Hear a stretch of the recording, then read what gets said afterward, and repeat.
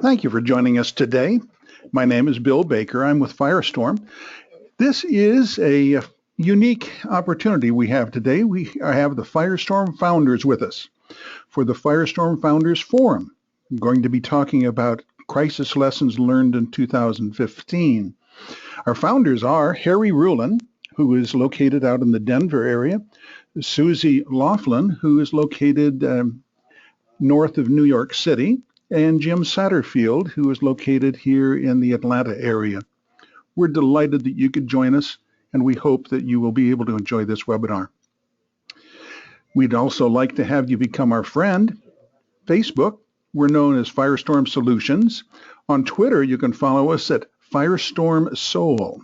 There is a hashtag. That hashtag is Crisis Coach. Firestorm transforms crisis into value and empowers you to manage risk and crises.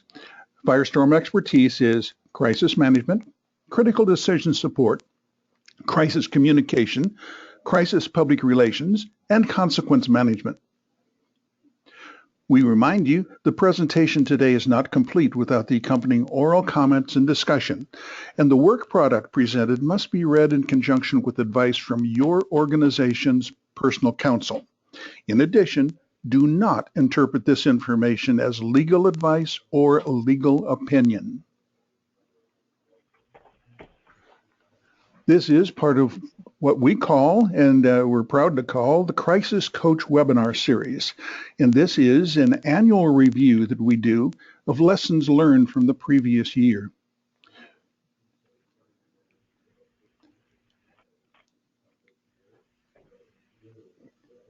And Bill, I'll jump in now. We've got here's the Go ahead, Jim. And you'll see here that we've got Harry Rulin, who Bill has already mentioned, and Susie Laughlin, and myself, Jim Satterfield. Thank you all for being with us today as we do multiple webinars during the year, but it's very seldom that the three of us get a chance to come together and talk. We've been holding significant conversations over the last several days and looking at what we saw last year and to talk a little bit about what we anticipate seeing this year as far as crisis is concerned. And so as we think about those topics, you're going to find that we're going to talk back and forth, and just like most people, we'll talk over each other and interrupt. And so I think you're in to hear some interesting insights and some lessons learned that you might not have thought of before. As we think about what comes to mind, and we think about last year and look ahead to this year, the question that we always are centered on is, can you identify your organization's next crisis? So as we think about that, Harry, Susie, anything come to mind when you think about last year or this year? Well, it's interesting, Hey, Jim. Jim. Oh, go ahead, Sue. Go ahead, Harry. Go ahead. There's a perfect example. Well, what I was going to say, it's interesting, when we first, many of you have probably been to some of the trade shows or other places where we're speaking, and this is actually the cover of our booth. And underneath it, it normally says, can you identify your organization's next crisis? We can. And we have gotten a lot of questions from people. They walk up to the booth and they're like, okay, well, tell me, what's my organization's next crisis going to be? And of course, the reality is all of you out there know your businesses far better than we do. Firestorm brings a process and a procedure to the planning that you all do and to crisis management or to whatever it is you engage us to assist you in. But one of the interesting things for me was during 2015 was looking at some of the crises that occurred and thinking to myself, boy, these were really significant issues. These were things you might not have seen coming. So whether it was like the systemic fraud that you saw at Volkswagen or some of the other things, there were some big issues that happened in 2015. So I'm actually looking forward to talking to all of you about it today. But the other thing that I would encourage you to do, if there are any specific things that came up in 2015 that you want to hear us talk about today, shoot those over to Bill Baker, who you heard speaking a minute ago. You can use the online function that comes with GoToWebinar, and we'll try and address as many of those as we can during the call. So Susie, why don't you go ahead and say what you were going to say? Well, what I was going to say is really consistent with year after year. It's not unique to 2015, although you hope that over time businesses get smarter about it. And as far as what your organization's next crisis is, undoubtedly it was proven this year to be the way you communicated about a particular event that occurred. Those initial communications continue to become your next crisis.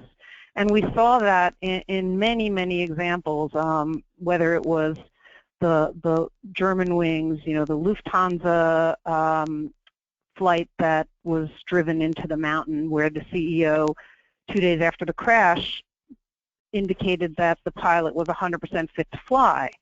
And that was reminiscent of Penn State when shortly after everything was exposed, the president jumped in and said, I have complete confidence in how, referring to some of the senior leadership, how they would have handled these allegations. And unfortunately, those initial communications that are typically very definitive turn out to be just wrong.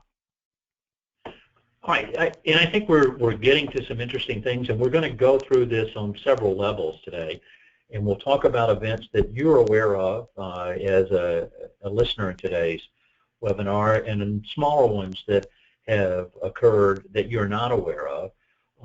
We would always tell you that the worst disaster you'll ever see is the one that happens to you, and the same thing is true of a crisis. The other theme that comes to mind is we always state that every crisis is a human crisis.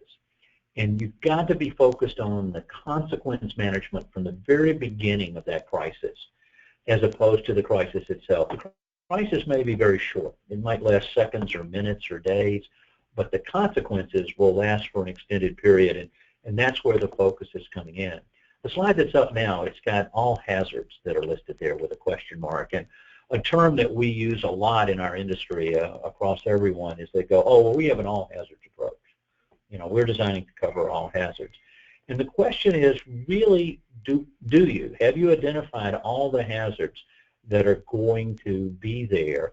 And so taking a look at that, it could in some cases create a false sense of security, because there will be issues that you've not adapted to and you haven't planned for. And that's part of the reason that we've been doing as part of our 10th anniversary, the virtual exercises. Many of you attended the virtual exercise on cyber breach last month, and next month we're doing one on workplace violence and active shooter. And I think you want to continually challenge your team to be able to understand what's going on. Harry, Susie, any comments on all hazards? And with silence, I guess the answer to that question is? I think we were both hesitating just to see if the other one was going to jump in, because we didn't want to step on each other again. But I think, it's interesting. We regularly review plans of organizations where the strategy that was employed in creating them is, in quotes, an all-hazard strategy. So what they try to do is they try to lump the vulnerability and threat assessment process into one basket to say that we're going to develop plans that are applicable across the board to almost anything that comes in. And one of the problems that we see with that, the failure of a lot of organizations' planning processes, is that it tells people what to do, but it doesn't tell them how to do it. And when you take an all hazards approach to planning, you wind up with a lot of that, because you're speaking more in generalities than you are in specificity.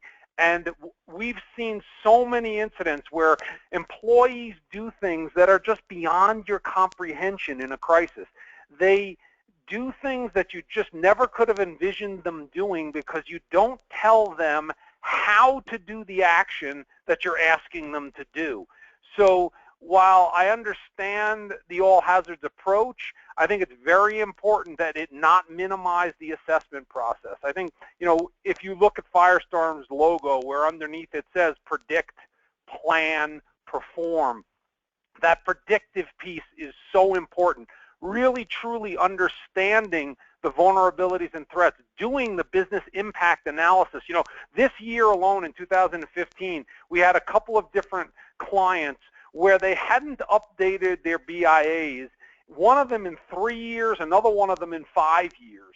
And with the rate of change, a lot of you have heard me speak on the issue of rate of change. It's my biggest issue.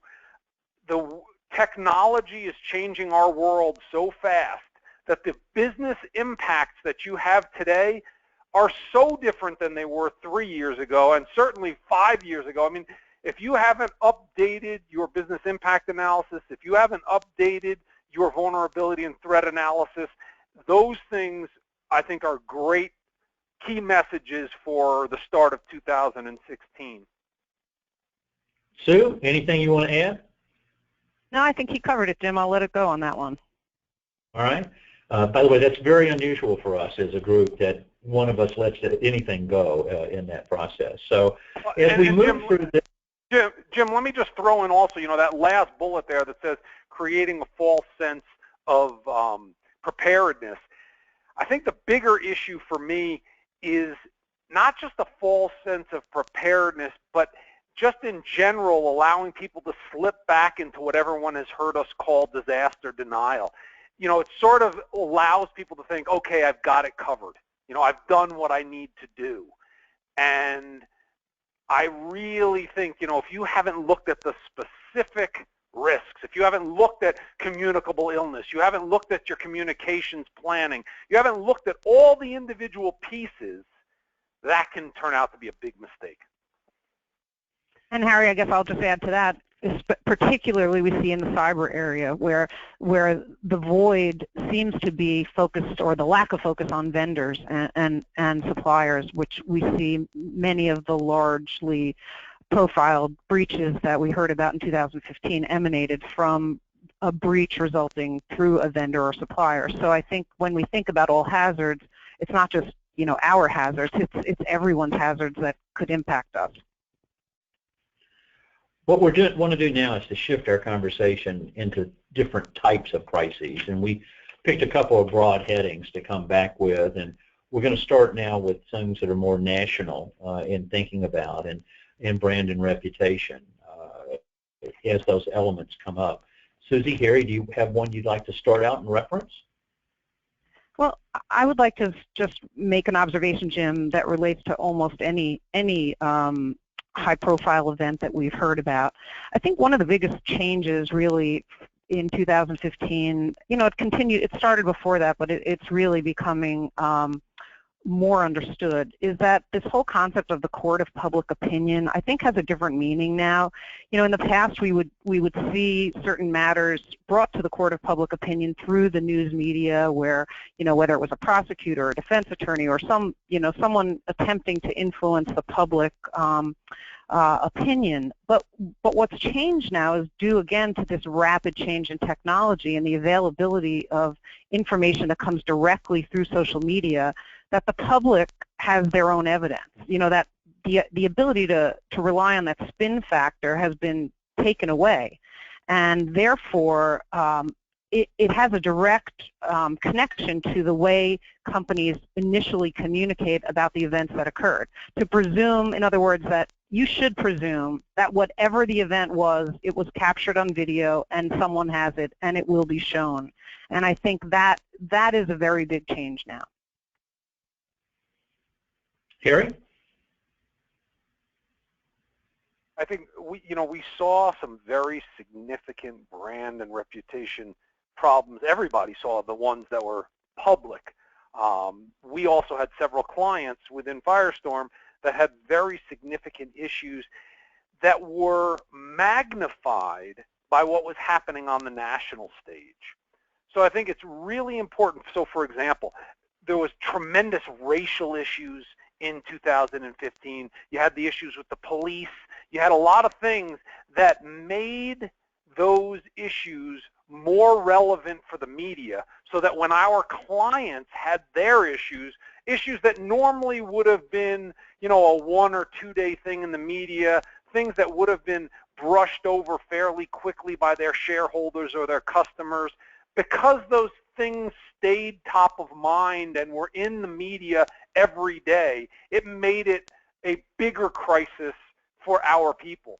So I think it's important to remember that it's not just you and what you do, but it's the stage on which you're playing that may actually have an effect on your corporation or your organization.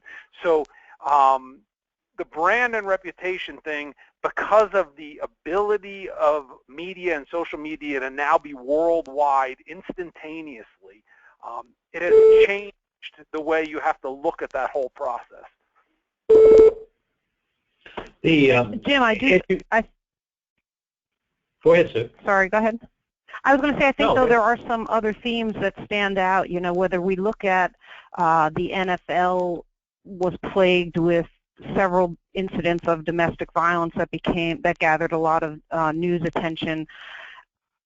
An observation, you know, the focus on the player and resuming play, and a lot of criticism rendered due to the fact that not enough time was spent talking about the victims and talking about the impacts to the victims. This was a theme we saw in the NFL. We saw it, for example, in the Subway franchise with Jared, who is now behind bars for sexual molestation and for child pornography. Again, the lack of focus on victims. I think one of the takeaways has to be going into 2016, and rightly so, that the victim and the attention to the victim should take priority to the disruption that the company has experienced and their focus on returning to that. In other words, talking about how the confidence you have, again, in the person who perpetrated the act, or the lack of belief that you may have that they really did it, shouldn't be the initial commentary that a company spends the time on, but rather the public wants to see, and the right thing to do, let's face it, is to really talk about how do we embrace the people that were impacted, the victims, whether that be the children who are molested or the spouse that was physically assaulted.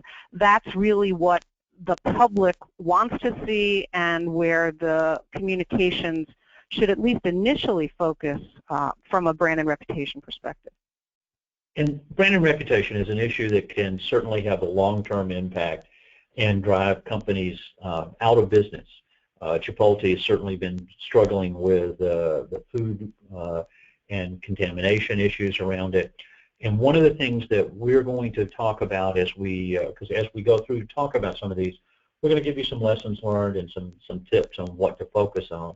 And one of the keys here is going to be why communicate. So in any particular level, you need to understand that, and remember, almost everything you learn initially in the crisis is wrong. Moving away from brand, cyber breach. There's I don't think you can go a week or even a day without an announcement that there's been loss of PII or PHI in coming in and hitting the marketplace. The average period of time is 240 days that the bad guy is inside your company, that they've been able to get in. And that gives them 8 months to plan whatever it is that they're thinking about and doing it. And we will see another story tomorrow and another story next week about cyber breach. And it is an issue that now has risen to the board level in every company. And they want to know what the organization is doing to do the threat identification, what they're doing to have as a response, because it's going to be impossible to keep the bad guys out. And so being ready on the response side is significant. Susie, or Harry, any other observation on cyber breach we want to give before we move on? Well, what you just said about response is important, Jim, and it's interesting that notwithstanding the fact that the response should be the highest priority, the focus, at least from a regulatory perspective, still seems to be on that actual threat intelligence gathering. In other words, the predict side. What are the tools that a company has in place to detect threats so that they will be ready to respond? And I think the challenge is most CISOs that we speak with will tell you that if they can stay 2 steps behind the bad guy, they're doing a good job. So the presumption that any tool will be that, the one that wins the day, hopefully that's the case in the majority of attempted threats. there will be many that will get through. So the question really is, what do we do with those? Are we prepared for them? Have we developed our communications and our response strategy? And do we know how to protect the individuals that were breached? And this picture there gives you a false sense of security. We're not going to be able to design a system that's got a lock on it, because in every company there's a human being, and they're going to click on an attachment. They're going to do something that you don't expect, and that's going to create that issue. Now, we touched on this earlier, and that is the idea of violence. It seems to be a culture that's now around us everywhere, and I would say if there's a point that Firestorm thinks differently than many of the others, it's around the subject of violence. So we want to focus on what can be done before the gun comes to school or before the gun comes to work. The intelligence, the identification of behaviors of concern. We're also seeing that this goes into the areas beyond it of civil unrest. The events, whether it's in Baltimore or Chicago or Ferguson, the Black Lives Matter, we live in a different world, the homegrown terrorism of San Bernardino. But again, there were indicators there. There were areas that we can see to be aware. Harry, what kind of insights on violence come to your mind? Violence obviously has been such a huge issue in the media and otherwise, but also for our clients. I mean, I think everybody knows that workplace violence is a huge issue.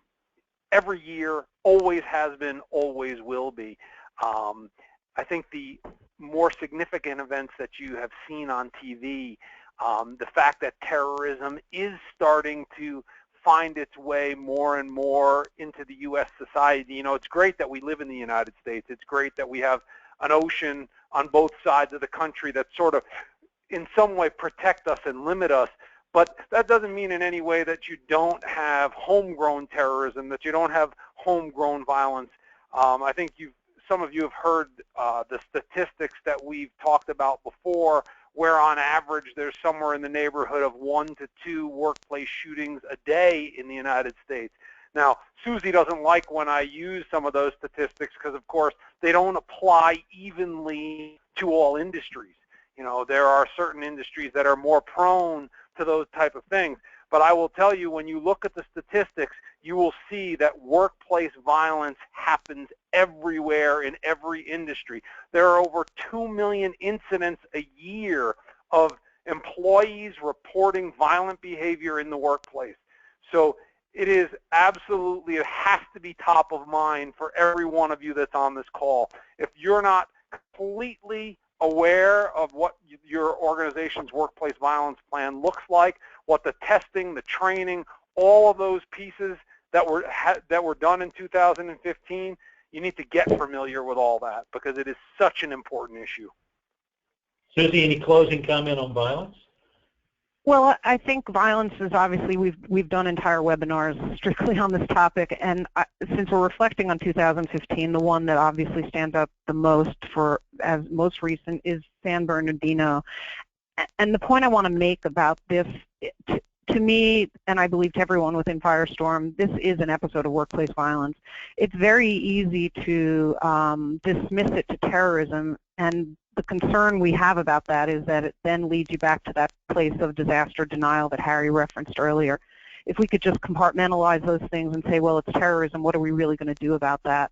To some extent, we perhaps think we're let off the hook. But the reality is that San Bernardino, the atrocities were committed by an employee who had worked there for 5 years, an employee that evidenced warning signs that were apparent to his coworkers, and warning signs that if they had had the appropriate workplace violence prevention program in place, and I'm not talking about how do you respond to an active shooter when they arrive on your premises with a gun, but rather how do you recognize the behaviors that are exhibited by a person who may be on a path to violence, and that path could be a week, a month, a year, 2 years.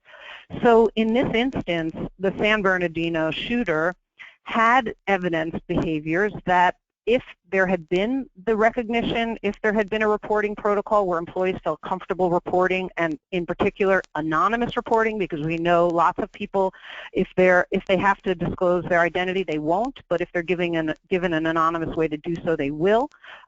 How do we get those people to come forward and make them understand that this is the responsibility of every person who works in our employ? It's not a management problem, it's really an every person problem. And coming back to the opening comment that Harry said, it's changed. We're seeing now that you have to have that anonymous reporting, not as a call-in, but as a text message in various mediums. I want to also shift us now to think about 3 other areas that aren't as necessarily immediately coming to mind. The first is discrimination. We saw several accusations of racism this year, and it seems to be a theme that we anticipate will continue to increase in 2016. You'll see a couple of descriptors of some events that we saw from the inside, and these are certainly ones that immediately polarize people and creates a significant change in the perception, and goes back to brand and reputation where we started these conversations. I need a few short comments. Susie, if you want to add anything on those, because I know you were directly involved in working in these and other types of discrimination events. What pops into your mind when you see discrimination? Well, I think my short comments are you really need to know your stakeholders. When you're dealing with events that emanate from discrimination or that lead to the conclusion that there was discrimination, you really need to know who it is that you have to communicate with, and most importantly, what are the impacts? You know, are they legal, reputational, regulatory, financial? All of that should be mapped out ahead of time, because today when an episode occurs that involves something inflammatory where there's public outrage, the clock, it doesn't even feel like seconds. It feels, I mean, they're milliseconds in which things are happening. And the timeline is so short to determine who it is you have to communicate with that if you haven't done that before the event occurs, the likelihood that you will have an optimal, I mean, even a suboptimal, which in a circumstance like that might be acceptable, the likelihood is virtually nil.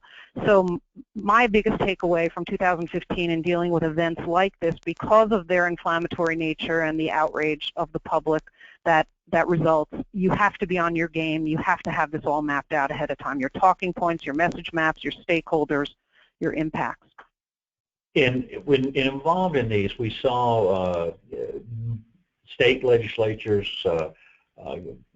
House of Representatives, senators, governors, groups and organizations involved, because that's an instantaneous escalation that would come. And by the way, social media allows this to be rediscovered even after it's settled, and the people that are seeing it for the first time view it as if this is a new event. So closing these down and ending them are a particular challenge.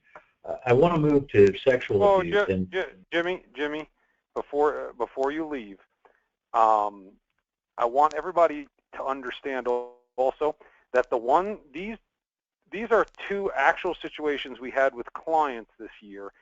Neither one of the discriminatory statements were actually made by our client employee, but got attributed to our organization and still caused a crisis of very significant proportions. So there needs to be some understanding, training, and education for your people as to how to deal with a discriminatory or racial statement, even if it's made by a vendor, a customer, whomever it might be, because if it comes back to your organization, you wind up owning it. And again, what Jim was saying a minute ago, once a legislator or any other public figure gets a hold of it, they don't really care about you or your organization. They use you as the platform. You give them the pulpit, and that's all they care about. So it's a very, very important issue, and it bears a lot of further conversation. And Jim, just one last follow-on point. I know you want to move. Go ahead, Jim. Yeah, I was going to say we need to be moving along. Give your comment. My last point was that to the extent, recognizing that these types of events have a tremendous social media impact, having a baseline of your organization, how you're discussed currently in social media, and understanding how common is it that the name of your company surfaces, and in what relationship to certain keywords. Very important, because when you're out there trying to analyze the impacts that the news is having based on the events that occurred, it's good to know where you started from. Was it, did 10,000 people a day have an opportunity to see things about your company, or was it 5 people a day? And now, okay, now we're at 40,000. So having that benchmark to measure against when you're in the crisis is very, very helpful. But it can only be done if you take that measurement before something bad happens. And if you're listening today and you can't tell that we're all impassioned on this, then obviously something's wrong. Sexual abuse is a factor, but whether it's schools, camps, churches, businesses, it's pervasive. It's a problem. We started out with brand and reputation, and Jared was mentioned at Subway. This is a fact of life that the world has changed, and the impact of this and anything that involves a child is, and rightfully so, is going to be disproportionately seen and viewed. But it is a factor that I would think that most of your, quote, all hazards approaches, end quote, haven't said, how do we identify a work environment that is not balanced and equal? How do we identify if there's sexual abuse going on? How do we know if company computers are being used this way, and what's going through and in the minds of people? This is a factor now that you need to think about your plans for 2016 and see how it does. We've got 1 minute on this topic left. Who wants that 1 minute? Harry, Susie? Well, I'll take the minute. I really would like to just comment that the key from a look-back perspective, when we look back at these events and see how we're judged, is really knowing what type of employment screening did we do in the first instance. This is part of that predictive intelligence, right? What can we learn about people before we hire them? But I will tell you, for the most part, when we're brought in on matters that involve a sexual molestation incident, it's the first one. Not necessarily the first one they committed, but the first one they got caught. In most cases, these individuals had a clean record. One situation we did have where someone was on the sexual offender registry, but it wasn't an employee, it was a guest that had access to the facility, so he was able to access children, and that should never have occurred. But for the most part, we see employees that this is really the first charge they get. But that employment screening is still important, and equally as important is the supervision and the steps you take to train your employees so that they can recognize behaviors of an individual that might indicate warning signs. Back to warning signs again, whether it's violence, and of course this is a form of violence, we want people to know what to look for. And you've segued perfectly into violence. And Jim, hold on. Harry's trying to jump in on one last point. Jim, let me just say one last thing. The other thing your employees need to understand is that these child pornography and issues that involve technology, we saw a situation in 2015 where someone had a photograph on their phone that was absolutely inappropriate, that was sent to them by someone else as a joke. They need to understand, employees need to understand that these things get saved in hard drives, they get saved in temporary areas of computers, and if they're found by someone else or they're reported in some way, it becomes a catastrophe, both for the individual and for the organization. So again, part of your planning, your training, your test exercises, all of those things need to involve this issue, because I will almost guarantee you that there's not an organization in America where on one of your computers there's not some inappropriate content. Violence comes in a variety of ways. We've talked about the active shooters. We've talked about sexual molestation or abuse or harassing environment, but we've seen suicide becoming a factor, the behaviors of concern, and we experienced it with a client this year where it happened in their office. It was a result of potential allegations and fraud and seen as a way out. We have clients, and obviously all of us work not only in our offices but in our customers' homes and in the service area, so that it could have happened in those types of environments. Clearly, shootings at schools are at the top of the mind. It's a fear that every parent has in terms of the active shooter and the drills and the tests that are associated with it. Violence is crime statistics, stories, as it comes into those areas. It is a fact of life, and having a workplace violence plan is needed. OSHA has identified this as a known hazard. You need to be in place, but we need to create a safe work environment and need to have that. We've got a minute or two here. Do Harry, Susie, do you guys want to say anything else on violence that we haven't already said? Well, I think Harry? we've talked a lot about violence already. I think the important thing to also understand about violence is even if it doesn't happen at your organization, if it happens in your community, or if it's one of the big ones that happens nationally and it's on the TV, it creates questions in your customers, your employees, others about what are you doing to protect us, to protect our loved ones, those kind of things. And we see a significant amount of attrition in organizations that have a violent event or are located near a violent event, and it's a really important thing to look at and think about. Because again, going back to that issue that a lot of organizations have not updated their business impact analysis, they haven't done their annual vulnerability and threat analysis, those kind of activities evidence that you have a concern and that you are addressing the concern. And they have a value even if you don't find additional information in the process. The process has value. So again, just things worth thinking about.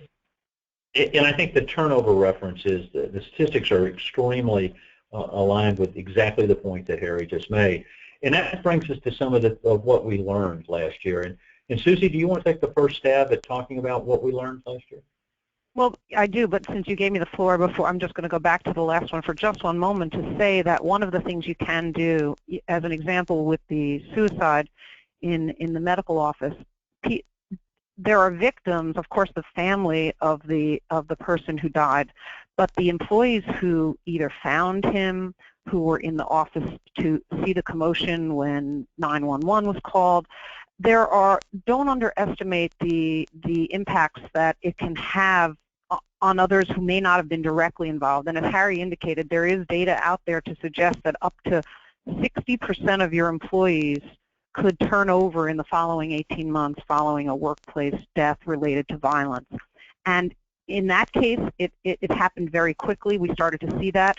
So resources are needed. You need to identify who would you call in to help from that grief counseling perspective, the crisis counseling perspective, because the impacts they have a sudden onset and they require sudden solutions.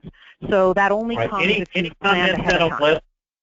Susie, we need to move on to the lessons learned. You want to touch go ahead, those? Jim. I'll turn. You can take the floor on the first one if you want. All right. When you look at this, we wanted to hit these 4 points up just so you'd have something at top of mind, because how we communicate really sets that stage, where Harry opened it on the very beginning, that how you respond to the first crisis will create that. Having the messages pre-identified, pre-approved by management. You don't have a time in many of these events to go back through that thought process, and you want to make sure that we're not talking to the few that are out there, that their minds can't be changed. So we focus on a concept called why communicate. You ask yourself that question 5 times before you make a communications there, and make sure that people are trained. Cyber breach, and we did the exercise last month, and if you don't come away with anything from today's webinar, remember that our cyber breach isn't an IT problem, it's a business problem. and you've got to look at what you're going to do and respond in those areas. You could hear from the dialogue that we've just had that violence is ever present. It's around us everywhere. We need to watch them. And then the last one, the rate of change. Knowing where you are now, knowing your baseline, knowing the level of communications that are going on, and then identifying how the world will change around you. Think of the national brands that used to own space that are no longer in existence today. Think about those areas and figure out what the impact is going to be associated with your business and where you're going to come together. Now, advice we follow is we've talked about: predict, plan, perform. Understanding the vulnerabilities and threats. What are their impacts financially, operationally, reputationally, on employees and on customers? How do you monitor them? What are the triggers that you're going to choose to activate your particular plans, and the plans in all of the individual areas? And then finally, the performing, the execution, the training, the test exercises, the intelligence networks that are coming together becomes very critical. Harry, if you had to give one piece of advice to people listening today, what's that piece of advice? Wow. One piece of advice. I think that I would say continue down the path. You know, most of the people in the organizations that we deal with, and most of you on this phone, have a process and a procedure in place. You're continually looking to improve that. My advice to you would be, don't assume that where you are is adequate. That whole rate of change issue requires that you be constantly moving the ball down the field, that you be looking at what the vulnerabilities and threats are and the changes. So that, keep in mind, I guess my one piece of advice would be rate of change. Understand the world around you is changing. And we're going to now change and let Susie have a minute. Susie? And I think mine would be to broaden the involvement of who is involved with your planning initiatives. And the answer is really everyone. The best hope we have in preventing terrible things from happening often will come from a mainline employee who has access to information. But that person doesn't come forward unless the culture encourages it. And what we want to see in every organization we work with is a culture of preparedness, which really results from the 3 steps outlined here. You know, that predictive work where you've analyzed what could go wrong and you think about all of these things. Steps to mitigate those things from happening. Let's prevent them where we can, but where we can't, let's make sure we get through them in a way with the least amount of damage to people and property. And finally, make sure that if confronted with the threat, people know what to do. And that means understanding whether it's an armed intruder or a hurricane, how do we shelter, how do we lock down, how do we evacuate, things like that. And so the question that we would ask everyone is, do you want to know what's going to happen tomorrow? And can you afford not to know? If you want to look, particularly we've talked a lot about violence. We're doing 2 virtual exercises next month. They're free. They're 2-hour tabletop exercises with you and your crisis management team. February 8th for businesses, February 18th for schools.